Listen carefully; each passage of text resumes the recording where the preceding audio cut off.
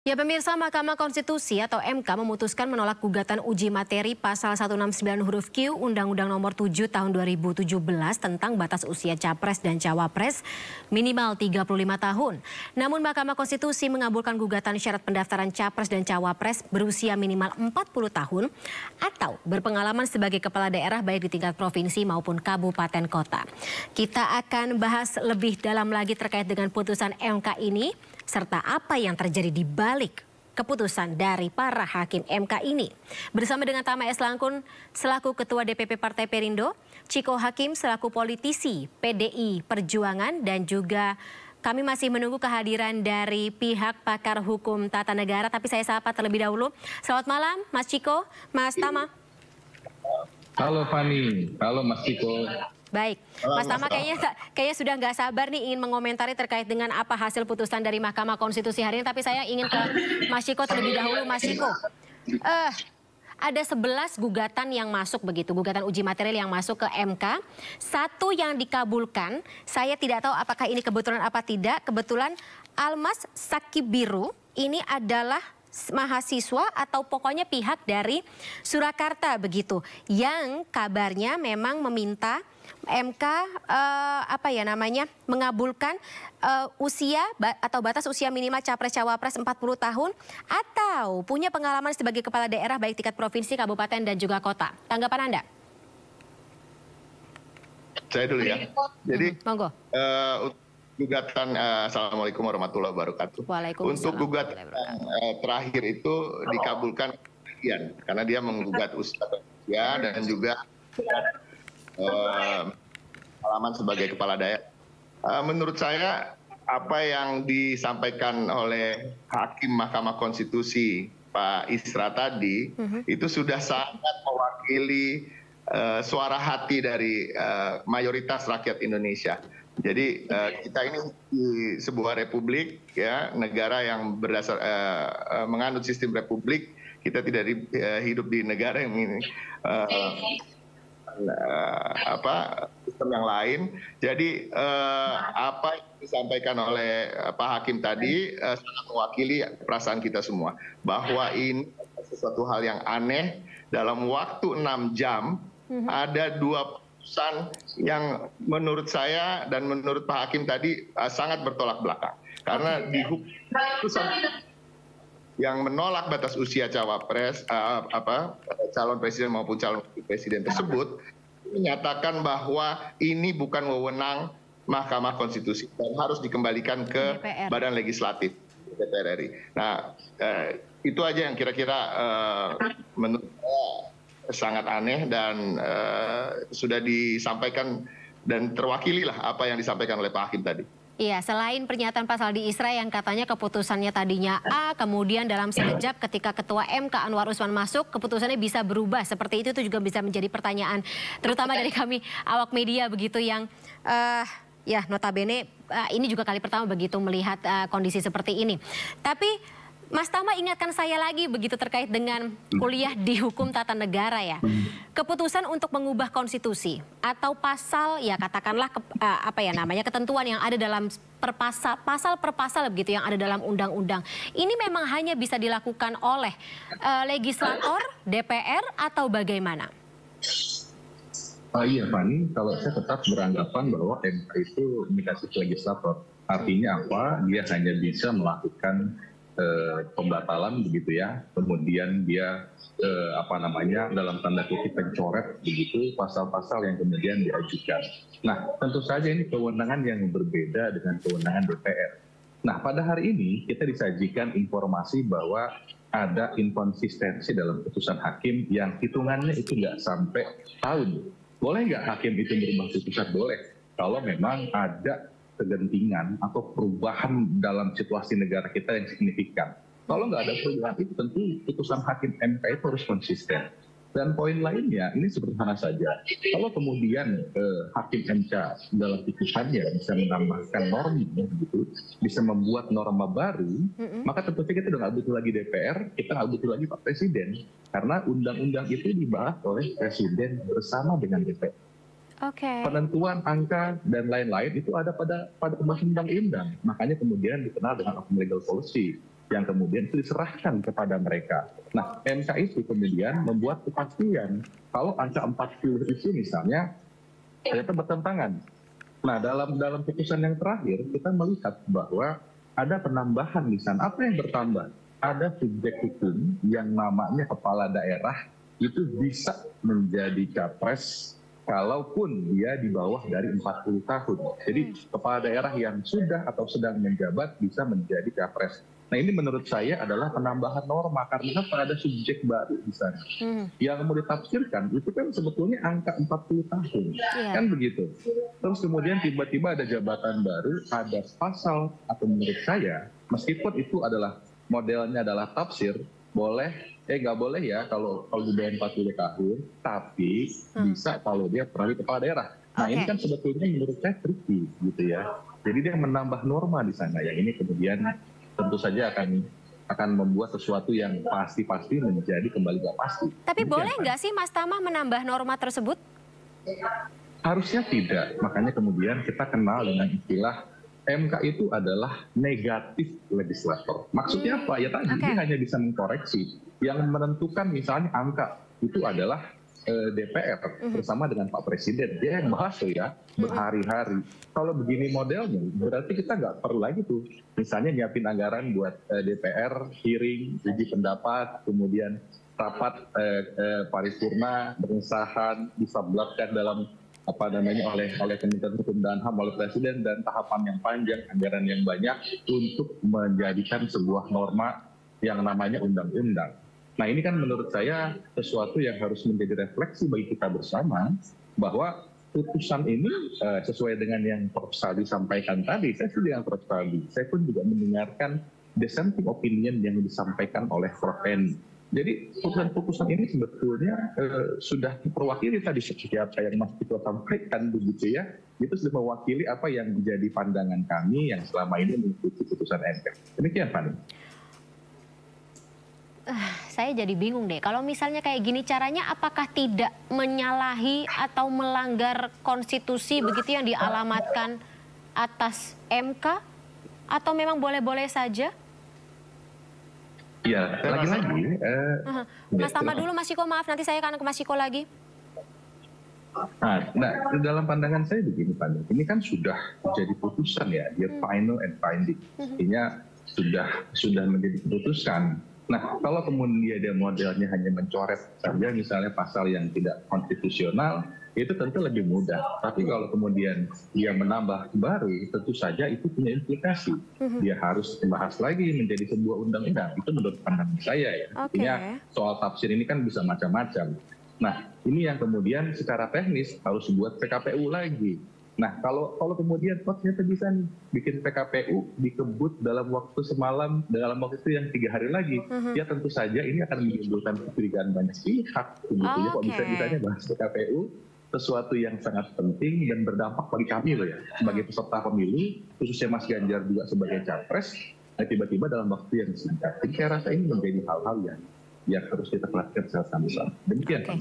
Ya curiganya sih, kalau misalnya tiba-tiba sudah selesai dalam semalam, berarti sudah disiapkan sebelumnya. Tapi itu saya curiga, saya nggak boleh curiga. Kan kita harus husnuzon begitu terhadap kita nggak boleh menafsirkan demikian. Nggak boleh begitu. Baik, kalau Mas Ciko gimana tafsirannya begitu? Ini implikasinya cukup panjang dan ya notabene mau nggak mau akan menjadi sebuah presiden sendiri begitu jelang tahun politik. Saya rasa sebagai rakyat biasa ya, kita semua berhak mempunyai tafsiran-tafsiran masing-masing, ya kan? Dan saya rasa apa yang dirasakan oleh mayoritas rakyat Indonesia sekarang ini menafsirkan adanya tangan invisible yang mampu mempengaruhi putusan-putusan Mahkamah Konstitusi, ya.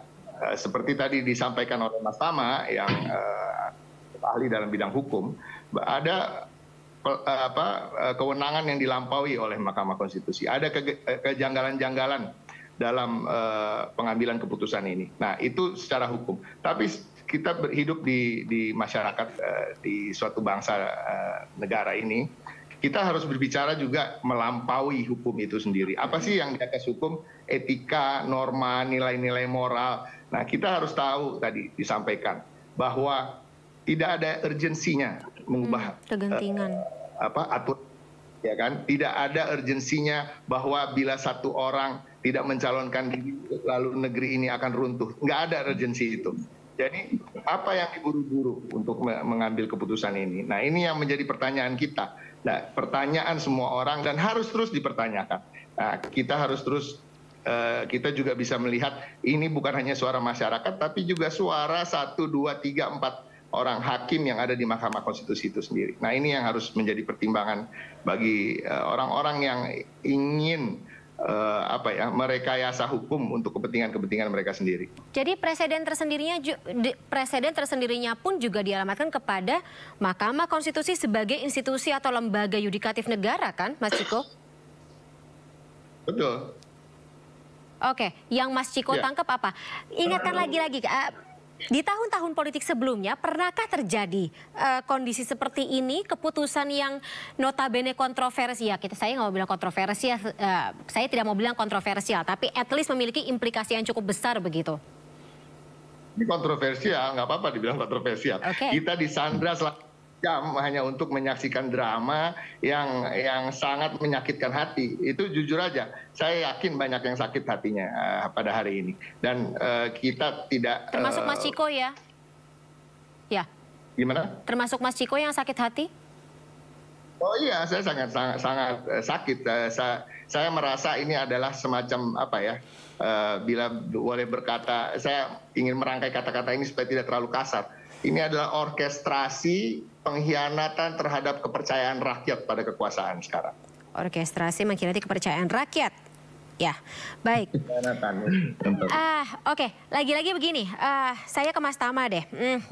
Ingatkan lagi begitu kepada saya dan juga pemirsa begitu terkait dengan kalau misalnya ini tidak berdampak cukup baik begitu bagi kepentingan umum atau semakin banyak protes, semakin banyak drama di luar sana begitu, apalagi mencederai semangat kita untuk menjalankan pemilu dengan lebih fun dan juga minim drama. Apa yang bisa dilakukan oleh masyarakat atau warga begitu terkait dengan putusan MK yang katanya memang bersifat final dan binding? Fani, kita tentu saja harus menghargai hukum yang sudah berjalan, ya. Sudah ada putusan, kita harus hargai itu. Namun kemudian dalam konteks pelaksanaan, kan lagi-lagi tadi kita harus melihat ada norma yang bertambah di sana. Apakah kemudian dia bisa otomatis berjalan? Memang disebutkan ketika MK kemudian memberikan keputusan, dia sudah bisa mengikat seperti layaknya undang-undang. Namun demikian, ini kan sesuatu yang nggak sama. Kalau biasanya kemudian dia mencoret, ini menambahkan norma. Kalau kemudian normanya bertambah, tentu saja kita berharap kalaulah memang ini keputusan yang diambil secara adil-adilan oleh para pegawai hukum, maka kemudian perlu ada yang namanya revisi undang-undang. Jadi silahkan undang-undangnya direvisi, silahkan kemudian disesuaikan PKPU-nya dengan undang-undang, baru itu kemudian dieksekusi. Nah, kalau kemudian tiba-tiba tidak ada revisi undang-undang, tiba-tiba kemudian PKPU jadi begitu saja dalam hitungan hari, begitu. Nah, ini tentu saja sesuatu yang nggak urgent. Nggak ada kepentingannya, nggak ada kegentingannya. Saya mau tanya, di mana gentingnya kalau kemudian PKPU-nya nggak jadi? Di mana gentingnya kalau kemudian ini kemudian tidak dikepala oleh Mahkamah Konstitusi? Nah, ini menurut saya sesuatu hal yang kita harus sikapi secara serius. Masyarakat juga harus sikapi secara serius. Ternyata wajah MK kita hari ini ya beginilah adanya. Begitu. Nah, ini sesuatu yang tidak boleh diteruskan, tidak boleh dilanjutkan. Jadi kita berharap KPU tetap konsisten menunggu revisi, kemudian juga PKPU dilakukan pembentukan secara sebaik-baiknya dengan mempertimbangkan banyak pihak, apalagi ini sudah berjalan tahapan pemilunya. Sudah ada daftar legislatifnya dan kemudian dalam hitungan 3 hari akan dibuka pendaftaran capres dan cawapres. Nah, jadi ini menurut saya tidak perlu dibiarkan, tidak perlu dilanjutkan. Dan kalaupun memang ingin diperbaiki, silahkan revisi lagi dan kemudian ini bisa berjalan untuk pemerintahan selanjutnya, untuk pemilu berikutnya. Bukan kemudian sekarang yang tinggal 3 hari lagi pendaftaran kemudian ini kemudian dijalankan. Jadi kita berharap kita tetap sama-sama waras gitu dalam kaitannya melihat putusan-putusan yang memang dianggap inkonsistensi. Kalau kita pinjam bahasanya Prof. Salih Isra, sesuatu putusan yang aneh gitu ya, keanehan-keanehan yang dia sebut sendiri pada saat dissenting opinion yang tadi dibacakan dalam putusan MK. Demikian, Pak. Oke, berarti sekarang kuncinya ada di tangan para pembuat undang-undang tersebut ya, atau legislator berarti. Kita akan dalami lagi kalau begitu dan KPU terkait dengan... tentu saja. Gimana, Mas? KPU dan Bawaslu tentu saja. KPU dan Bawaslu. Baik, ada beberapa... Dan sebenarnya Mahkamah Konstitusi masih punya waktu 1-2 hari mereka secara hukum bisa memperbaiki putusan mereka. Pertanyaannya apakah mau atau tidak begitu ya Mas Chiko ya? Oke, Bapak-Bapak kita akan dalami ya dialog ini di segmen selanjutnya. Tetap bersama kami, Mas Tama dan juga Mas Chiko serta pemirsa. Sindopre masih akan kita lanjutkan setelah jeda, tetaplah bersama kami. Ya pemirsa, kita akan dalami lagi terkait bagaimana putusan MK ini berimplikasi pada pelaksanaan begitu konstitusi dan juga tata negara. Masih bersama kami politisi PDI Perjuangan Chiko Hakim dan juga politisi Partai Perindo Tame S. Langkun. Oke, kita bahas lebih lanjut. Ini saya sekalian belajar kembali begitu terkait dengan bagaimana penetapan atau ya implikasi dari putusan Mahkamah Konstitusi hari ini akan berlaku dan juga tentunya dibahas begitu terkait dengan pelaksanaan perundang-undangan maupun juga tentu saja kewenangan yang dimiliki oleh tidak hanya MK tapi juga DPR selanjutnya. Mas Chiko, kayaknya tadi ada yang mau dibahas deh terkait dengan bagaimana putusan dari MK ini terhadap keseluruhan dari para penggugat gitu yang jumlahnya 11, tapi kemudian yang dikabulkan cuma 1 dengan persidangan yang berbeda begitu. Ada tanggapan tersendiri terkait dengan pelaksanaan ini? TV 1 ya, Mas Chiko? Mas Chiko kayaknya masih di mute deh, boleh di unmute gawainya? Sorry. Gak apa-apa. Enggak. Suara aja. Iya. Iya, Mas Chiko silakan. Oke. Ya, jadi semuanya ini agak aneh dan menurut saya seperti drama yang memang sudah diorkestrasi sejak awal, ya sejak pagi tadi sampai sore keputusan final mengatakan sebagian dari gugatan pemohon yang terakhir yang mahasiswa dari Solo itu di awal kita sudah seakan-akan sudah bahwa batas usia itu tidak dikabulkan ya. Nah, kalau logika hukumnya menurut saya apa yang dikatakan di awal itu dia tidak menjadi tidak dikabulkan itu akan mengarah ke pengalaman sebagai kepala daerah pun juga bukan menjadi wewenang MK. Nah, tadi sudah disampaikan oleh Prof. Mahfud bahwa MK tidak berwenang menambah aturan, dia kewenangannya hanya menyetop atau mengabulkan sesuatu yang melanggar atau tidak melanggar konstitusi. Nah, ini yang cukup aneh. Dan sebelum ini terjadi hari ini pun Prof. Mahfud, Hamdan Zulfa maupun Prof. Jimli Asidik sudah mengatakan bahwa ini bukan kewenangan MK, ini kembali ke DPR, ya kan? Jadi keanehan itu sudah merunut dari ke belakang sampai puncaknya pada hari ini. Ombang-ambing perasaan di Indonesia kita selama 6 jam. Ini luar biasa lah pokoknya. Oke, tapi bisa ya memang ya ketika gugatan tersebut dialamatkan oleh 11 penggugat dengan materi yang berbeda-beda, tetapi dikabulkan 1 begitu oleh Majelis Hakim MK, hanya 1 orang dan kebetulan memang sama persis dengan ketentuan atau putusan yang telah MK berikan begitu, Mas Chiko? Menurut saya itu aneh. Walaupun gugatan yang terakhir, gugatan yang berbeda sebagian, karena dia ada tambahan pengalaman sebagai tadi. Mengadili mengabulkan permohonan pemohon untuk sebagian begitu ya kalau berdasarkan pernyataan Ketua MK Anwar Usman, Mas Chiko ya. Baik, Mas Tama. Betul. Walaupun sebenarnya ini saya juga lagi baca-baca nih terkait dengan pasal 73 ayat 3 peraturan MK nomor 2 tahun 2021 di mana MK memiliki kewenangan dalam hal dipandang perlu, garis bawahi dipandang perlu, MK dapat menambahkan amar selain dari mengabulkan, tidak dapat diterima, menolak atau inkonstitusional bersyarat. Dipandang perlu ini tafsirannya harus sama perspektifnya sama atau bisa ditafsirkan secara berbeda begitu ya dalam hal ini sesuai dengan pendapat dari majelis hakim di MK? Iya, Fani, memang terbuka, tapi kan tidak bisa kemudian ditafsirkan pasal per pasal. Dalam waktu yang sama, itu ada pertimbangan yang sama. Dan ini kan jeda waktunya 2 jam, 3 jam, 4 jam, atau 6 jam. Nah, tidak kemudian seperti keadaan pandemi yang memang dalam setahun semuanya kepayahan. Tidak ada situasi yang darurat. Urgent. Maka kemudian tadi, nggak urgensinya, dasarnya dia menambah itu apa? Nah, ini yang kita perlu kritisi. Bahwa kemudian ada ruangnya ada. Tapi lagi-lagi, tidak bisa dong dia tambah norma kalau kemudian situasinya nggak ada yang berubah, kan begitu. Nah, saya memahami selama ini MK itu kan dia ada 2 posisi sebetulnya.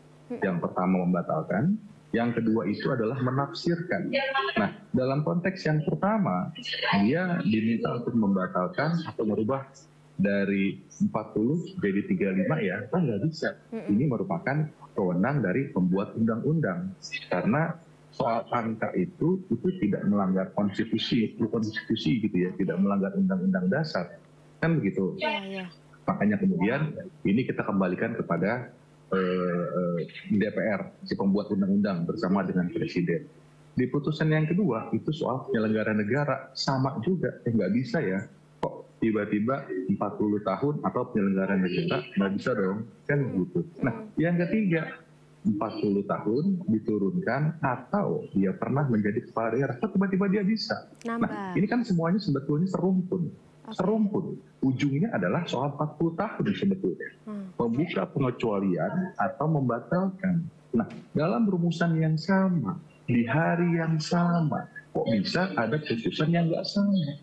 Padahal ini semua MK kita percaya mereka adalah begawan hukum. Orang-orang yang secara hukum sangat mumpuni, yang secara integritas sudah selesai dengan kehidupan atau keinginan atau nafsu politiknya mungkin.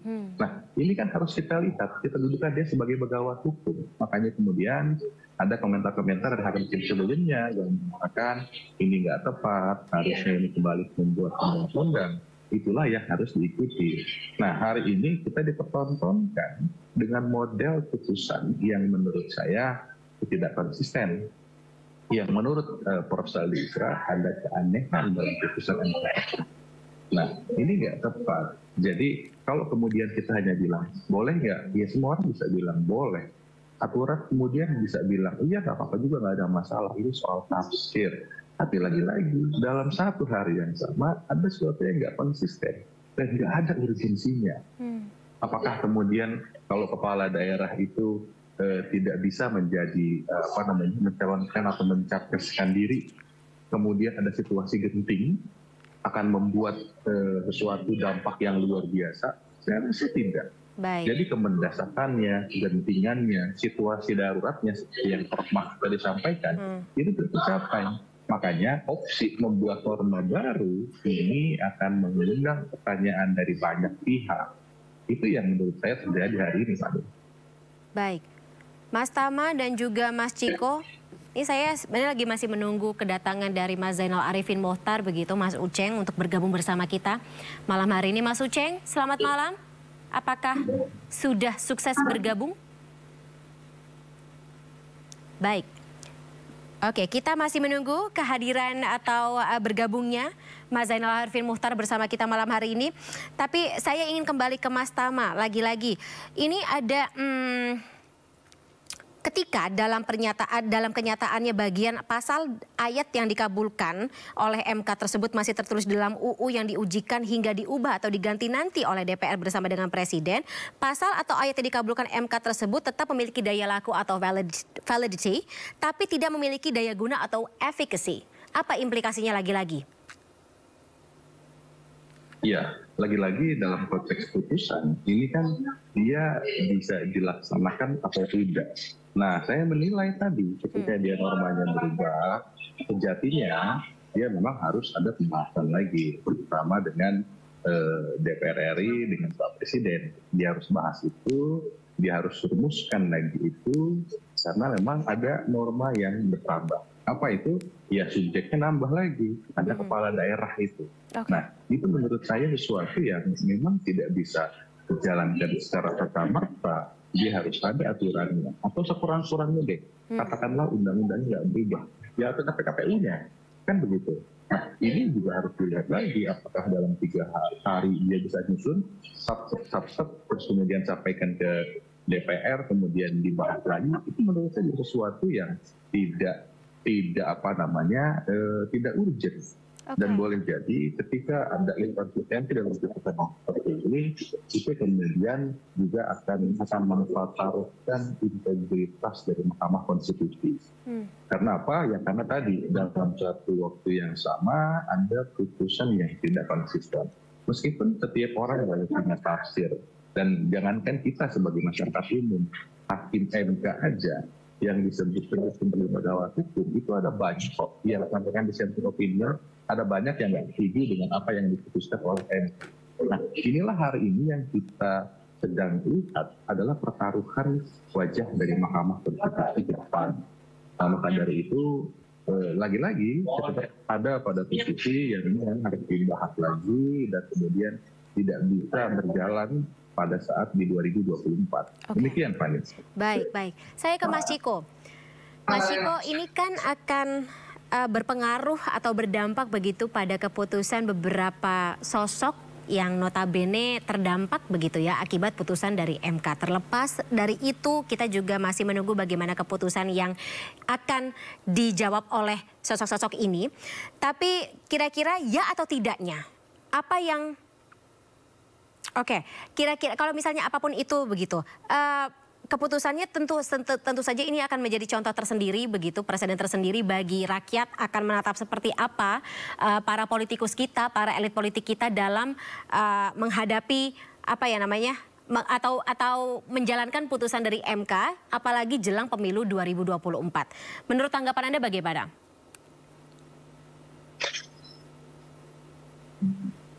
Iya. Mas Ciko masih di mute. Boleh di unmute Mas Ciko. Sebenarnya ada hal yang lebih besar dari apa yang Anda tanyakan lagi yang saya ingin sampaikan sebelum saya menjawab pertanyaan Anda tadi. Ini presiden yang buruk bukan hanya untuk Mahkamah Konstitusi atau untuk keputusan Mahkamah Konstitusi, tapi ini sesuatu yang bisa mencoreng potret perjalanan hukum di Indonesia selama pemerintahan ini 5 tahun terakhir. Yang menurut saya mana sedang merajalela kasus pejabat negara maupun aparatur negara seperti polisi yang terjerat hukum di tingkat perwira tingginya. Nah, dan ini menjadi puncaknya. Ya, ketika Mahkamah Konstitusi Mas Ciko, tafsir banyak orang, ini bukan oleh sosial media dan lain-lain, bahwa ada kecurigaan di mana ada tangan-tangan dari kekuasaan yang mengatur ini semua. Nah, ini yang harus juga diwaspadai. Jadi tidak hanya keputusan ini tidak hanya akan mencoreng wajah MK, tapi keseluruhan penegakan hukum di Indonesia ini. Nah, mengenai keputusan sosok-sosok yang terkait dengan keputusan ini, ya kita menunggu aja. Kita lihat bagaimana si A umpamanya yang terkait langsung dengan putusan ini. Apakah si A, B, C, atau G akan menerima pencawapresannya atau tidak. Atau kalau ada partai yang akan menawarkan cawapres untuk seseorang yang belum berusia 40 tahun, tapi sudah pernah menjabat sebagai kepala daerah atau tidak. Nah, ini yang kita lihat, kita tunggu aja lah bagaimana. Tapi yang saya harus ingatkan lagi bahwa ini, jadi keputusan ini tidak hanya akan menurunkan wibawa Mahkamah Konstitusi itu sendiri. Nah, ada hal-hal yang bertentangan dalam waktu 6 jam aja mereka bisa bertentangan dalam pengambilan keputusan, ya kan? Tapi juga ini akan menarik garis ke belakang pengalaman masyarakat Indonesia, rakyat Indonesia, apa yang dia rasakan mengenai penegakan hukum di negeri ini. Baik Mas Ciko. Ya lagi-lagi ini harusnya bisa menjadi sebuah edukasi politik ya, atau edukasi berpolitik bagi terutama warga yang akan memilih gitu di tahun 2024. Tapi lagi-lagi sebagai akademisi hukum ini juga menjadi bahasan tersendiri tentunya ke depannya. Baik, terima kasih Mas Ciko dan juga Mas Tama atas waktunya. Kita sesaat lagi akan dengarkan bagaimana konferensi pers dari Komisi Pemilihan Umum terkait dengan putusan MK hari ini. Ya, siapa tahu kita dapat insight terbaru. Sekali lagi terima kasih Bapak-Bapak, kita akan bahas lagi di lain kesempatan ya. Sehat selalu, selamat malam, sampai jumpa.